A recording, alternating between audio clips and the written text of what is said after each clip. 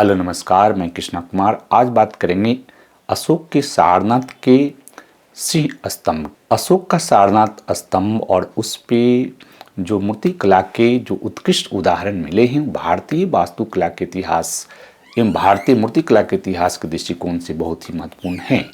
तो जब हम अशोक के सारनाथ स्तंभ की बात करते हैं तो वर्तमान में अशोक का सारनाथ स्तंभ जो है खंडित अवस्था में प्राप्त हुआ है, लेकिन संयोग से जो अशोक के सारनाथ स्तंभ पर जो सिंह की मूर्तियां बनी हुई है और उसके जो शीर्षक है यानी जो सिंह स्तंभ और उसके कलात्मक जो विशेषताएं हैं वह सुरक्षित अवस्था में मिले हैं, जिसे आप पे देख सकते हैं। तो आज की चर्चा हम इसी पर करेंगे।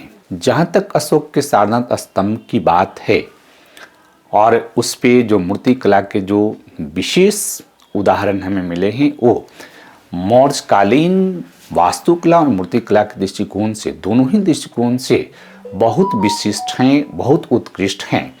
तो सबसे पहले जब आप एक कला के दृष्टिकोण से किसी वास्तुकला के तत्व को या मूर्तिकला के तत्व का विश्लेषण करते हैं तो सबसे इम्पॉर्टेंट चीज़ है कि आप पे अशोक के जो सारनाथ सिंह स्तंभ है उसके प्रमुख अंग क्या क्या हैं, इसको ध्यान में रखिए। तो अशोक के जो सारनाथ के पशु शीर्षक जो स्तंभ है उसके 6 प्रमुख भाग है। जब कभी भी आप सारनाथ म्यूजियम में जाएंगे तो जैसे सारनाथ म्यूजियम में प्रवेश करेंगे उसके गेट पर ही रखी हुई है अशोक के सारनाथ सिंह स्तंभ। तो जो 6 प्रमुख भाग है आप देख सकते हैं इस डायग्राम के माध्यम से भी। तो मैं ऊपर से चल रहा हूं क्योंकि जो फिगर मैंने लगाया है उसमें 5 प्रमुख भाग ही दिखाई देता है। सबसे ऊपर में आप जाएंगे तो 4 जो सिंह जो कि उकरू अवस्था में बैठे हुए उनके शीर्ष पर एक चक्र बना हुआ है। तो पहला इंपॉर्टेंट जो अशोक के सारनाथ सिंह स्तंभ का अंग है वो चक्र है। उसके नीचे आप देखिए, ध्यान से देखिए, 4 सिंह एक दूसरे से पीठ सटाए हुए उकड़ू बैठे हुए हैं। उसके नीचे एक गोलाकार चौकी बना हुआ है और उस गोलाकार चौकी में भी चक्र बना हुआ है और उन चक्रों के बीच में 4 पशु मूर्तियों का अंकन किया गया है, जिसमें वृषभ, हाथी, घोड़ा और सिंह की आकृतियां हैं। इस चौकी के नीचे अवांगमुख कमल, देखिए अवांगमुख कमल का मतलब होता है कि उल्टा कमल की आकृति है, जो कि बहुत ही विशिष्ट है। और उसके नीचे स्तंभ यष्टि यानी मूल जो स्तंभ था उसके नीचे थोड़ा सा उसका पार्ट दिखाई देता। हालांकि पुरातत्ववेत्ता इस बात का अनुमान लगा रहे हैं कि अशोक का जो स्तंभ था लगभग 50 फीट ऊंचा था। तो ये 5 प्रमुख भाग आपको दिखाई दिया कि अशोक के स्तंभ में चक्र, 4 सिंह एक दूसरे से पीठ सटाए हुए उकरू बैठे हुए, तीसरा चौकी पर फिर 4 पशुओं की आकृति जिसमें हाथी, घोड़ा, वृषभ और सिंह हैं, उनके बीच में भी चक्र है। फिर अवांगमुख कमल या उसके नीचे स्तंभ यष्टि। इसके नीचे एक और पार्ट था। चूंकि अशोकन स्तंभ कला को अगर आप पढ़ेंगे तो देखेंगे कि अशोक के जो स्तंभ हैं संभवतः नीचे एक आधार यानी बेस का पत्थर हुआ करता था, बुनियादी पत्थर हुआ करता था और जिसमें इसको फिट किया जाता था। तो इस तरह से इसके 6 प्रमुख भाग हुए।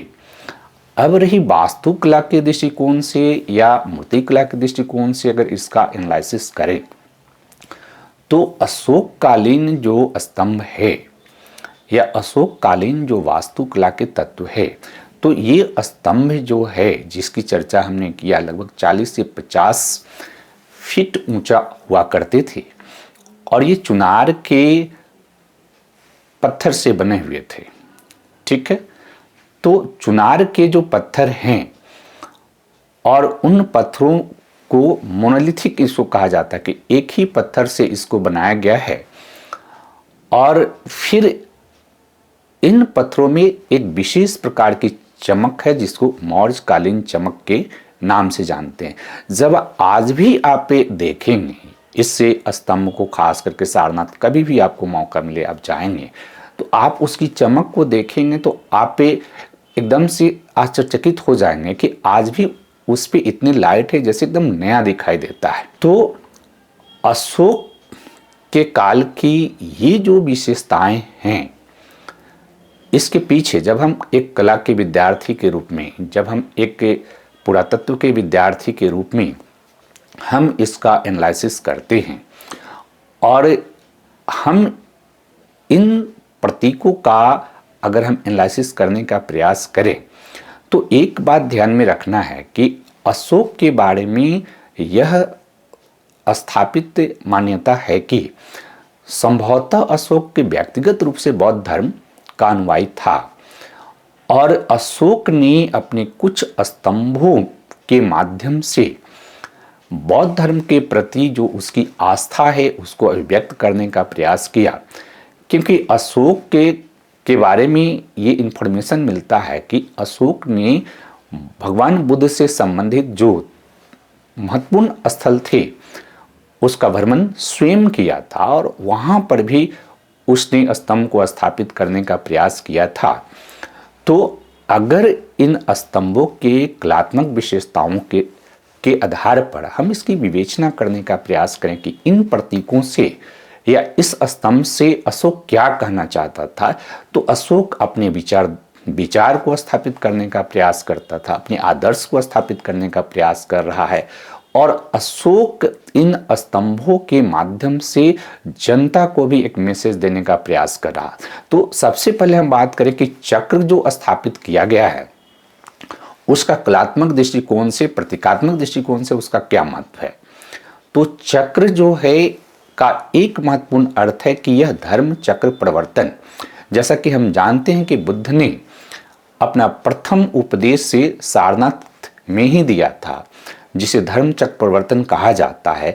तो एक तरह से चक्र जो है बुद्ध के धर्म चक्र प्रवर्तन को रेखांकित करता है। दूसरा कि चक्र जो है संप्रभुता का भी सिंबल है। तो अशोक जो है अपने काल का न केवल भारत का बल्कि विश्व का एक महान और शक्तिशाली शासक था। तो इस चक्र के माध्यम से वो अपनी संप्रभुता को भी अभिव्यक्त करता है। आपको जानकारी होनी चाहिए कि इसी अशोक स्तंभ को भारत सरकार ने अपना राजकीय चिन्ह के रूप में बनाया है, उसमें भी ये मैसेज जाती है। दूसरा, जब हम चक्र के नीचे देखते हैं कि 4 सिंह जो है एक दूसरे से पीठ सटाए हुए उक्कू अवस्था में बैठे हुए हैं, तो ये सिंह के प्रतीक का क्या अर्थ है। भारतीय परंपरा में सिंह सूर्य का प्रतीक है और बुद्ध को भी शाक्य सिंह कहा गया है। तो इसमें दोनों ही परंपराओं को अशोक एक दूसरे के साथ इंटीग्रेट करने का प्रयास करते हैं। तीसरा इंपॉर्टेंट चीज़ कि जो 4 प्रमुख जो सिंह हैं उसके नीचे हमने बात किया कि एक गोलाकार चौकी पर 4 पशु आकृतियों को उत्कीर्ण किया गया है। ये 4 पशु आकृतियां जो है ये किस चीज़ का प्रतीक है। तो इसमें हाथी जो है बुद्ध के जन्म का प्रतीक है, घोड़ा महाविनिष्क्रमण का प्रतीक है और सांड जो है, वृषभ जो है ये प्रजनन का प्रतीक है, फर्टिलिटी का प्रतीक है और लायन जैसा कि हमने कहा कि सोलर प्रतीक है और बुद्ध को बुद्ध शाक्य कहा जाता है। उसके बाद अगर बात करें कि उसके नीचे अवांगमुख कमल या उल्टा कमल की आकृति को उत्कीर्ण किया गया है। कमल भी हमारी भारतीय परंपरा में प्यूरिटी का प्रतीक है और साथ ही साथ कमल के माध्यम से बुद्ध के जन्म को भी दिखाने का प्रयास किया जाता है। और फिर तब आप उसके नीचे स्तंभ एष्टि और अन्न पाठ की बात करते हैं।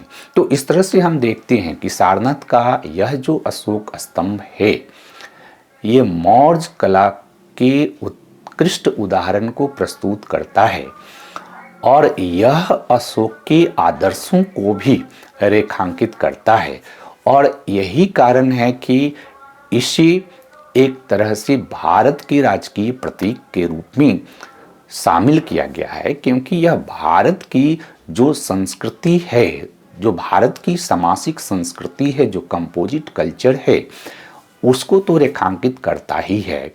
ये भारतीय संप्रभुता को रेखांकित करता है।